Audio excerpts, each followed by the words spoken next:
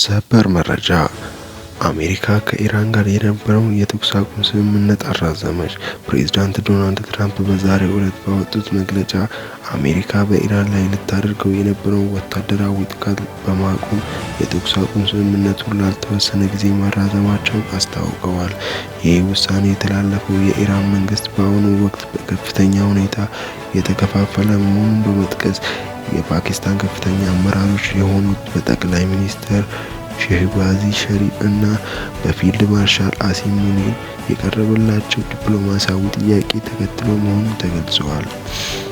ፕሬዝዳንቱ እንደገለጹት የኢራን አመራሮች የተባበረ የሰላም ሀሳብ ይዘው እንዲቀርቡ ተጨማሪ እድል ተሰጥቷቸዋል።